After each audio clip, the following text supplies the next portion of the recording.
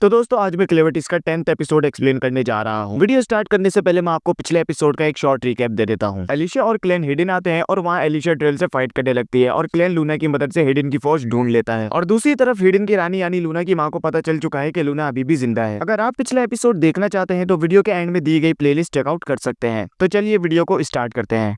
Episode की शुरुआत में हम गार्ड को देखते हैं जो कि क्लैन की सील हुई बॉडी यानी परछाई को ढूंढ लेता है। गार्ड को लगता है कि क्लेवर्टिस और क्लैन दो अलग अलग लोग हैं, लेकिन असल में वो दोनों एक ही हैं, क्योंकि क्लैन जब उससे मिला था तो उसने झूठ बोला था कि वो क्लेवर्टिस का सर्वेंट है। वो इस सील हुई चीज के अंदर क्लेवर्टिस की पावर को सेंस करता है और उसे लगता है कि क्लेवर्टिस अंदर है, लेकिन असल में वो सिर्फ उसकी परछाई होती है, जिसके बारे में हमें पिछले एपिसोड में पता चला था। वो उसे बाहर निकालने की कोशिश करता है, लेकिन ये सील बॉल नहीं टूटती, जिस वजह से वो यहाँ से जाने लगता है कि तभी उसे वहाँ हिडन की आर्मी का जनरल नजर आता है, जिसे ड्रेल ने क्लेवर्टिस से लड़ने से पहले हराया था। वो गार्ड को उसे हिडन ले जाने के लिए कहता है, क्योंकि जब गार्ड यहाँ आ रहा था तो उसने उसे उड़ते वक्त देख लिया था। जनरल को लगता है कि गार्ड किसी तरह का विज़र्ड है जो कि अपने जादू के जरिए उड़ सकता है, लेकिन असलियत में गार्ड एक डार्क बीस्ट है। और क्योंकि किसी भी इंसान को इस बारे में नहीं पता कि डार्क बीस्ट भी इंसानों का रूप ले सकते हैं, तो गार्ड इस बात का फायदा उठाकर उसे कहता है कि हाँ, मैं सच में एक विज़र्ड हूँ और मैं तुम्हें हिडन सिर्फ एक शर्त पर लेकर जाऊंगा। वहाँ पहुंचने के बाद तुम्हें मेरे एक सवाल का जवाब देना होगा और तुम मुझसे इस बारे में कुछ भी नहीं पूछोगे और हमारे बारे में किसी को भी नहीं बताओगे। ये सुन जनरल हाँ कर देता है और गार्ड उसे अपनी पीठ पर बिठाकर ले जाने लगता है। सीन कट होता है और हम क्लैन को देखते हैं जो कि लूना के हाथ से फौज को दरवाजा खोलने की कोशिश करता है, लेकिन वो नहीं खुलता। ये देख क्लैन लूना को नेलुरू के पास बाहर छोड़कर छत से अंदर जाने की कोशिश करता है। अंदर पहुंचने पर वो देखता है कि फौज का दरवाजा खुल चुका है और नेलुरू बाहर बेहोश पड़ी है। तो ये कौन कर सकता है कि तभी उसके सामने एक बंदा आता है जो कि और कोई नहीं बल्कि वही बिना सर का राजा था, जिससे क्लैन ने पहले एपिसोड में यहाँ आने के बाद मार दिया था और किसी वजह से राजा बिना अपने सर के अभी भी जिंदा है। सीन कट होता है और हम एलिशा को ड्रेल से फाइट करते हुए देखते हैं, जिसको हराने के लिए हिडन की आर्मी भी एलिशा की मदद करती है, लेकिन ड्रेल इन पर काफी ज्यादा भारी पड़ता है। और क्योंकि एलिशा ने अभी तक हार नहीं मानी थी तो ड्रेल उसकी काफी ज्यादा तारीफ करता है और कहता है कि वो बिल्कुल अपने डैड की तरह है। फिर ड्रेल एलिशा को उसके डैड और अपनी कहानी बताता है। ड्रेल और एलिशा के फादर, जिनका नाम मार्गो है, दोनों एक ही स्कूल में थे जहाँ लोगों को तलवारबाजी सिखाई जाती थी। मार्गो वहाँ एक स्टूडेंट था और ड्रेल एक टीचर, जिसने मार्गो को ये सारी टेक्निक सिखाई थी। ड्रेल बताता है कि हमारे स्कूल में एक कंपटीशन था और जीतने वाले को राजा की तरफ से एक रेगलिया मिलने वाली थी। मार्गो ने मुझे और बाकी सबको उस कंपटीशन में हरा दिया और रेगलिया जीतने के बाद वो एक हीरो बन गया। मार्गो को राजा ने तलवार देते वक्त कहा था कि ये अभी मुकम्मल नहीं है और इसे पूरा करने के लिए तुम्हें सबसे ताकतवर डार्क बीस्ट को मारना होगा। ऐसा करने से तुम जिस किसी भी डार्क बीस्ट को मारोगे उसकी पावर इस शॉट के अंदर आ जाएगी और फिर तुम जैसे चाहे उस पावर को इस्तेमाल कर सकते हो। मार्गो ने डिसाइड किया कि वो सबसे पहले एक ड्रैगन से लड़ेगा और उसकी पावर को अपनी तलवार में सील करेगा। ड्रैगन को मारने के लिए मार्गो ने उसका मुकाबला किया और मैं भी उसके साथ दूर खड़ा ये सब देख रहा था। लड़ाई में मार्गो का पैर कट गया, जिसे देख उसने अपनी तलवार मुझे दे दी और फिर उस ड्रैगन को मैंने मार दिया, जो कि मार्गो की फाइट के बाद काफी ज्यादा जख्मी हो गया था। तलवार ने उसकी पावर को एब्जॉर्ब करना शुरू कर दिया कि तभी मेरे सामने एक डार्क बीस्ट का लॉर्ड आया, क्योंकि हमने जिस ड्रैगन को मारा था वो डार्क बीस्ट के लॉर्ड का सर्वेंट था। इतने खतरनाक डार्क बीस्ट को देख मैं डर के मारे बेहोश हो गया और जब मुझे होश आया तो वो लॉर्ड जा चुका था। उस हादसे के बाद मार्गो और मैं शहर वापस आ गए और मार्गो ने फिर शादी कर ली और अपने सारे काम छोड़कर एक गांव में रहने लगा। और मैंने इन हीरो वाली बातों पर भरोसा करना छोड़ दिया और जादू की तलाश शुरू की और मुझे राजा पर शक होने लगा जो हम सब लोगों से जादू के राजों को छुपा रहा है, क्योंकि पहले सिर्फ वही था जो जादू का इस्तेमाल कर सकता था और उसी की मदद से रेगलिया बनाता था। और अब क्योंकि वो मर चुका है तो मैं उसके राजों को उसकी बनाई फौज के जरिए जान सकता हूँ और इसलिए मैं उस पर कब्जा करके रहूंगा। ये सुन सब लोग शौक हो जाते हैं कि तभी ड्रेल अपनी तलवार से उसी मरे हुए ड्रैगन की लाश को निकालता है और एलिशा को काफी दूर फेंककर फौज की तरफ जाने लगता है। इतनी ऊंचाई से गिरने पर एलिशा के हाथ और पैर टूट जाते हैं, लेकिन क्लैन के जादू की वजह से वो वापस रीजनरेट हो जाते हैं। एलिशा क्लैन से बात करने की कोशिश करती है, लेकिन क्लैन उसे चुप रहने के लिए कहता है, क्योंकि यहाँ एक राजा अपने पोते को उस फौज में जलाने के लिए डालने वाला है। और इसी के साथ ये एपिसोड यहीं खत्म हो जाता है। अभी इस एनीमे में आगे क्या होने वाला है वो आपको अगली वीडियो में पता चलेगा। वीडियो अच्छी लगी हो तो लाइक जरूर कीजिएगा।